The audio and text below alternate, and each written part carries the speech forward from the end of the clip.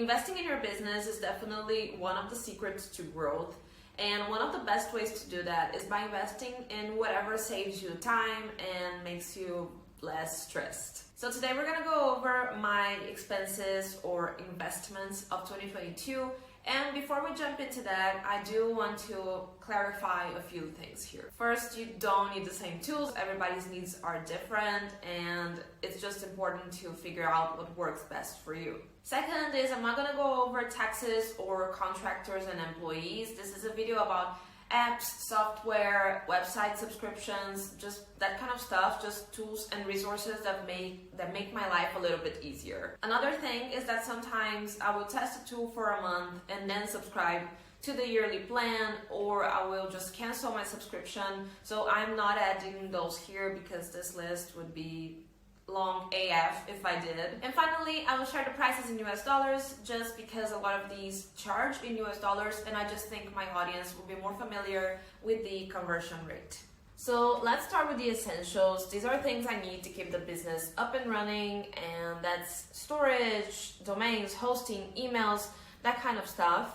So I have both iCloud Drive and OneDrive, and those are charged in Brazilian currency, so I did a little conversion here. I'm Brazilian, I pay for most things, with my Brazilian credit card, and in total for those two, I paid about $90 US in 2022. And I also bought an external hard drive last year, and that was $60. And then domains. So here's the thing, I have a few domains, okay? You don't need as many domains as I have. And a lot of them point to the same website at the moment, my personal website. And I have two for the studio, so rosiadesign.com and rosia.design. So I have those two. And last year I spent around $110 in total for my domains. And some will renew at a higher price this year. I will see what I'm gonna keep this year. Now, hosting. So just in case someone who's watching doesn't know the difference, the domain is yourname.com, and hosting is where the files of that website are hosted. So I think this is the most brief and simple explanation I can give. And for hosting, I've been using a WordSpace for a really long time. I really like them, never had really any issues with them. And I paid $60 a year to host two domains, and that renewed around February last year. But then a couple of months later, I decided to upgrade, and I paid $89, but I won't have to pay again until mid-2024, I think. So that was a good deal. One thing that I really like about them, they allow me to have free email accounts. Usually you have to pay for, your email at yourdomain.com, but yeah, they give you free accounts, I think up to 100 accounts. It's really a lot.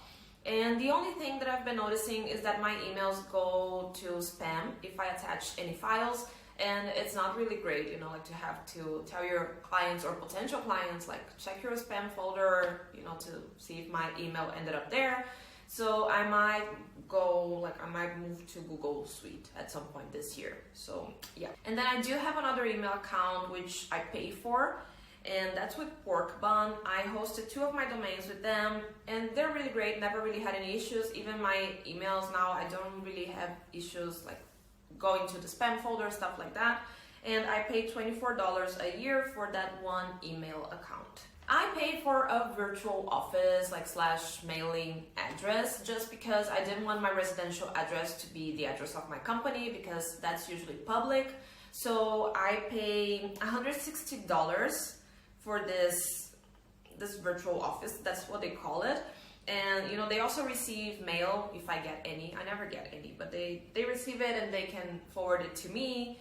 And so yeah, that was $160 last year, but I won't be working with them anymore because now I have a new accounting team, accounting firm, working with me, handling all financial aspects of my business. And I have an address included in the contract. So, of course, it's gonna get more expensive in a way because I have this firm handling everything for me, but I have this address included there, which is really great to have everything in one place. And I want to add Notion to my essentials list, okay? Because it is essential for me. It's my second brain. I host client portals there. That's where I plan my content. So yeah, I think I'll keep paying for Notion. I have the Plus Pro plan, so that's like the cheapest paid plan that they have, and I pay $48 a year. Another tool I consider essential is TidyCal. That's just a public calendar where people can go and book a call with me. So I used Calendly for the longest time, and then I discovered TidyCal, and they had, and I think they still have, this lifetime deal going on their website, and that's $29 forever, which, oh my god, like I think I was paying $8 a month for Calendly, and I didn't have the option to charge people for bookings, and now, you know, I can do that with TidyCal. So yeah, that's $29, like just a one-time payment, and I have two accounts there, one for myself and one for the design studio. So in total, that's $58. Still a pretty good deal. Love them. I have Awesome Screenshot. That's an app and Chrome extension, you know, that takes screenshot and screen recordings, and they have cloud storage. That for me is the most important part of it. It's pretty similar to Loom, but Loom was really glitchy at some point for me. So I just found this one. It's $72 a year, but I do use it like almost every day because I do record a lot of tutorials for my clients. Sometimes when I have to share something with my team, like it's just easier to do a screen recording and send it to them, so I can just copy the link, send it to them. It's there on my storage forever. So yeah, it's pretty useful. It saves a lot of time, so I'll definitely keep this subscription this year. And then we have the design tools, which are even more essential than the rest. So I don't know why I didn't mention them earlier.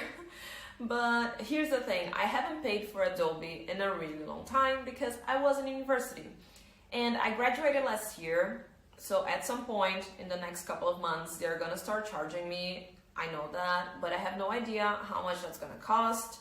And I'm okay not knowing for now. Ignorance is bliss, so I'm good not knowing. And I paid for Canva. That's $120 a year, and I do use Canva, guys. I love creating templates for my clients, and I do use it to create stuff for myself, like every now and then. I was also paying for this online video editor called Capwing, and I love it. It's really easy to use. I edit all my videos there, but I don't think I'll renew my subscription just because there are a bunch of free alternatives now. And even if there's a learning curve, I think I can dedicate some time to learn something new, a new software. But last year I paid $192 for Capwing. I pay $110 for FreePic. They are my go-to website for mockups, textures. They have fonts now, and the subscription includes Flat Icon, which is really great for my web design projects. And so yeah, I think it's worth it. I'll keep paying for it. I paid $90 for Pantone Connect, and I don't even use it that often, like once or twice a month, but I think it's one of those things that every brand designer has to have.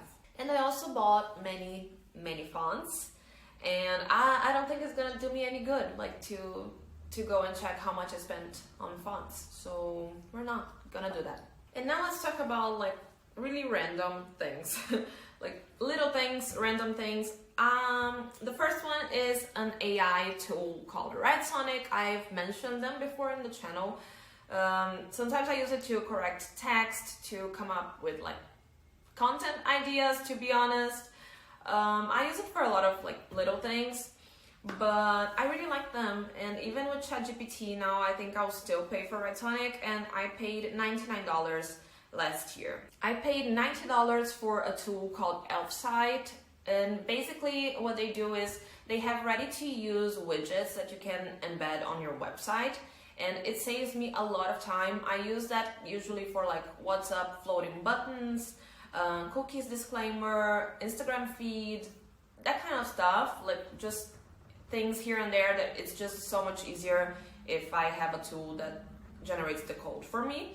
So I love them. I'll keep paying for that for sure because it's just very practical. And I don't know what happened here, but I got a really great deal on Skillshare. I paid $35 for a whole year. And Skillshare is this like learning community. They have a lot of short courses, and I want to have my own class there at some point this year, maybe, who knows. I also have an affiliate link, I'll leave in the description below if you want to check it out. It gives you access for an entire month, so you know, if you're curious about it, this is your chance to check it out. I usually have one photo shoot a year for my social media channels, like my content, my website, and my photo shoot last year was $110. I paid $14 for TubeBuddy. This is like a Chrome extension that helps you with your YouTube SEO, and it was a no-brainer, like $14 for a whole year, and that's because I have less than 1,000 subscribers. So I think you should subscribe to the channel. Like, I don't mind paying more for it this year. But yeah, one of my goals this year is to monetize this channel. I want to reach those 4,000 watch hours. You know, I'm less than 200 subscribers away from 1K. So this was like just a little investment in the channel. And then there are like a bunch of other little things that I'm not gonna like list them one by one, but like tripods, I bought a second desk, a desk mat, mouse, adapters, my mic, which is not a fancy mic at all, and I'm not using it today. But yeah, I don't want to go over like each one of them, but in total it was something like $220. And finally, aside from Skillshare, I'm not really gonna mention courses, digital products, coaching, because I don't think it's relevant. And now our total. I spent around $1,800 last year on everything I mentioned in this video. And you know what, like, I don't think that's bad at all. Like, what do you think? Let me know in the comments. There are new investments that I wanna make this year, things that I wanna change in my business, things that are already changing. And like I said in the beginning of the video, like, investing in your business is the secret to growth, is the secret to having more free time to do the things you love outside of work. And that for me, you know, is the most important thing, just to be able to dedicate myself to other things, to have quality of life, and also work comfortably. I hope this video was helpful. If it was, please leave your like. I will leave a link below to a list with all the tools that I mentioned in this video, and of course I will see you next week. Cheers. Or is that like the Katy Perry meme, like say all the words, don't cut the words off.